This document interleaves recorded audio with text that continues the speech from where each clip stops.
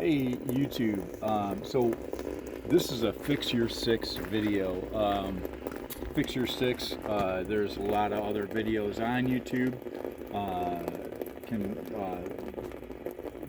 concerned about the Fix-Ur-6 back flush kit that you can get for your 6.0, and it's fantastic. However, the one thing that I have found not explained very well, and I figured it out on my own, and it's pretty simple to find the parts that you need at Home Depot, and I'll show you what they are.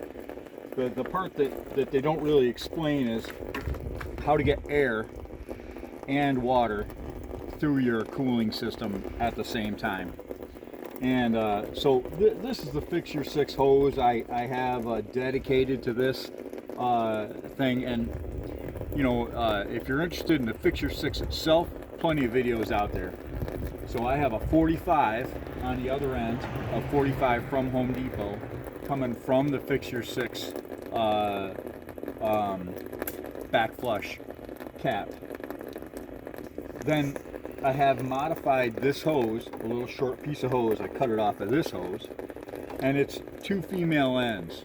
So I put a female, I cut the other, cut it off of this hose, and put another female end on the other side of this hose so it would fit that 45. Easy peasy. We got that all day long. We come down here. I had to get this Y, and that's pretty obvious that you're gonna need a Y to get air in and water in. Okay, easy enough.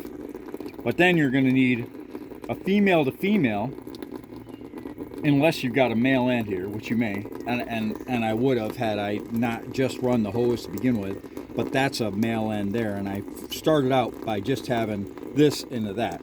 So if you're going to make this kit, just give yourself a male end here, and then that eliminates that altogether. But this is a female to female.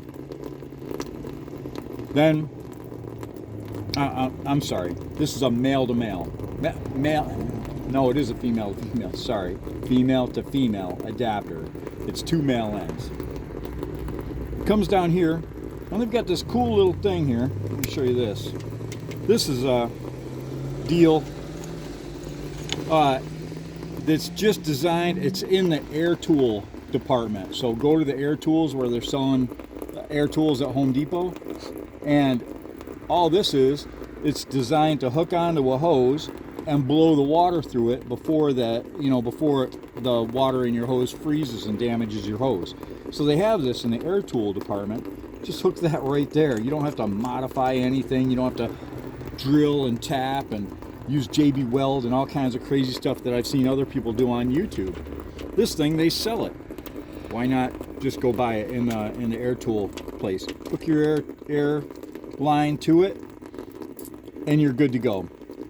This is a male-to-male adapter, which you will need to go from your hose sprayer into this deal. So whether you need this or not, if you give yourself a male end on the end of your hose, you won't need the female-to-female adapter. You'll be set there. You do need this. You will need that. You need this piece. And then you can hook your air compressor into this thing.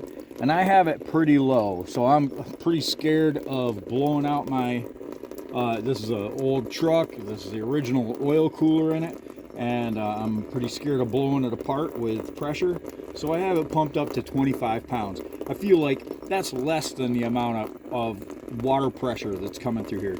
And because it's less, something you want to be careful of is the fact that if you turn both these on at the same time, if you have a lower air pressure in your hose, I learned this the hard way, by the way, then it won't go up this hose, it'll go down that hose and fill your air compressor with water. So I realized that when it was coming out of my regulator. Water was coming out of my regulator. I was like, oh, I can't run both of these at the same time. So what I'm doing now is I'm shutting off the water here, turning on the air. Turning off the air, turning on the water. Turning off the water, turning on the air. And turning on, off the air, turning on the water. And now if I just push the air for a minute, I know I don't have a whole lot of flow here. It's pretty freaking sad amount of flow. But you can see it blowing all the crap out. One thing I did see on YouTube that I really liked, and I want to reiterate it because it was a fantastic suggestion, and that is with your key off, just, you know, anybody who's got one of these 6.0s knows that if you pull this wire here off like that and then tap that to the positive, you get the engine to crank without the ability to start it. And what that does is spins the water pump. And when you spin the water pump just a little, what you're doing is taking all that crapola that got caught, that you're pushing out, that gets caught up in the water pump and can't move anywhere, and now you're blowing it out the bottom. So invariably, every time I spun the motor after that tip from another guy on YouTube, and I wish I could remember the channel, or I would do a shout out to him.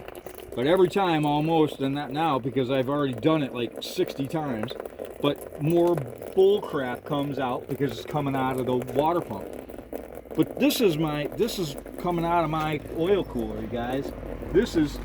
I put this white sheet down to act as like I'm panning for gold, but I'm not. Unfortunately, this is not gold, this is rust. And so I'm panning for rust, and I've already knocked a bunch of that stuff off the sheet. So I don't know how much rust is coming out of there, but it's quite a bit. And this isn't the first time I've done this Fix-Ur-6 backflush. I did it just a few months ago, and I'm still getting bull crap out of it. And I know I've got to change my oil cooler because I still have a pretty lame flow. But I'm going on a trip next weekend, so you get what you get. So, all right, thanks for watching, and good luck with your 6.0. Thanks.